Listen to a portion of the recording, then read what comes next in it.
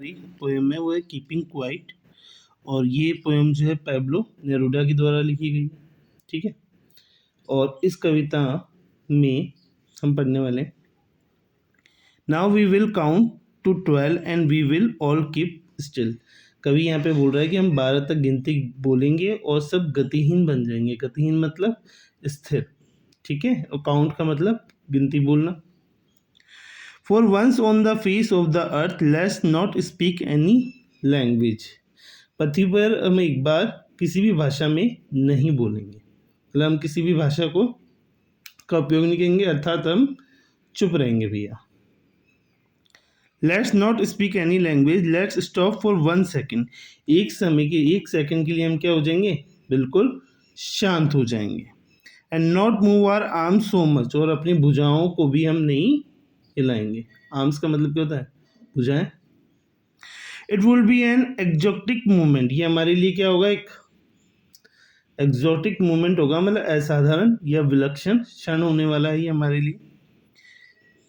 Without rush without engines we would all be together. कि भैया बिना किसी भाग दौड़ के, ठीक है, बिना किसी इंजन के चले हम एक समय के लिए क्या हो जाएंगे, वातावरण में अचानक साथ होंगे।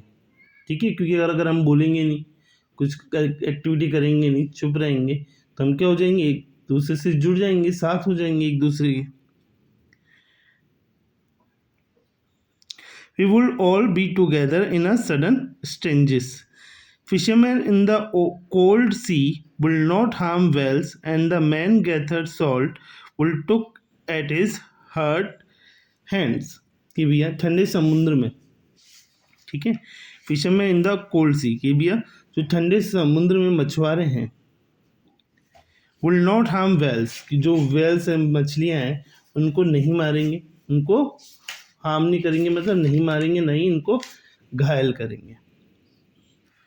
And the man gathered salt will look at his hurt hands, और जो नमक इकट्ठा करने वाले व्यक्ति होते हैं, ठीक है, वो भी अपना कोई काम नहीं करेंगे, तो उनके हाथ भी क्या होंगे, घायल नहीं होंगे, नहीं वो अपने घायल हाथों की ओर देखेंगे। Those who prepare green wars, और वे लोग जो हरे युद्ध की तैयारी करते हैं। हरे युद्ध मतलब जो गैसों से लड़ा जाता है, ठीक है, जिन युद्धों में गैसेस का यूज होता है। War with gas, war with fire, victory with no survivor, कि भैया जो गैस का यूज करें, जो आग से लड़ने वाले युद्ध हैं, जो युद्धों की तैयारी करते हैं, ऐसे युद्ध जिनमें विजय तो होती है। Will put on clean victory with no survivor, कि भैया विजय तो होती है, लेकिन लोग भी काफ़ी घायल होते हैं, जीवित नहीं बच पाते हैं। Will put on clean clothes and walk about with their brothers, तो भैया वो भी क्या करेंगे, साफ स्वच्छ वस्त्र धारण करेंगे और अपने बंधुओं के साथ चलेंगे, ठीक है, और कुछ नहीं करेंगे। In the shade doing nothing, कि भैया वो छायादार जगहों पर चलेंगे साथ में और कुछ भी नहीं करेंगे। What I want should not be confused.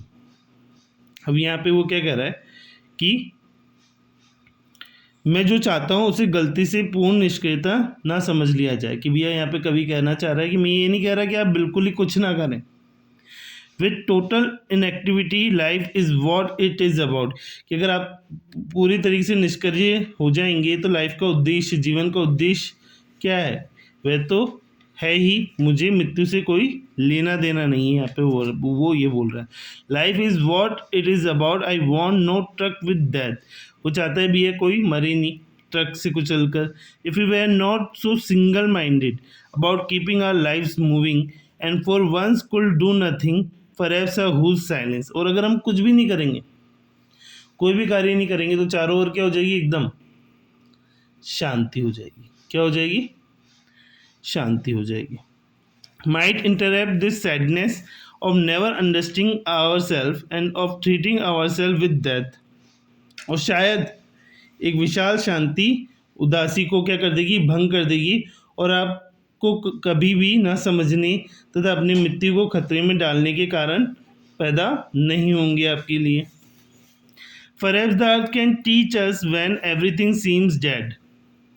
शायद पति हमें ये सिखाती है कि जब सब कुछ मृत प्रतीत होता है and later proves to be alive, और बाद में जीवित सिद्ध होता है कि भी अगर सब लोग साइलेंस हो गए, चुप हो गए और कोई अपनी एक्टिविटी नहीं कर रहा है तो ऐसा क्या लगेगा कि भैया जैसे सब मृत हैं।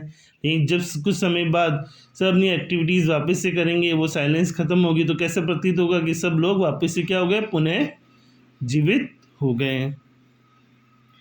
Now I will count up to 12। अब वो बोल रहा है कि मैं भैया 12 तक गिनती बोलता हूँ, and you keep quiet and I will go, और तुम सब शांत रहोगे और मैं चला जाऊँगा। तो कुल मिलाकर जो कवि है वो यहाँ शांत रहने के महत्व को बता रहा है। वह सुझाता है कि हमें कुछ ऐसे क्षण ऐसे बिताने चाहिए कि हमें चुपचाप शांत मन से आत्मचिंतन हम कर सकें, क्योंकि अगर हम शांत रहेंगे तो हम हमारे आत्मचिंतन पर ध्यान केंद्रित कर पाएंगे।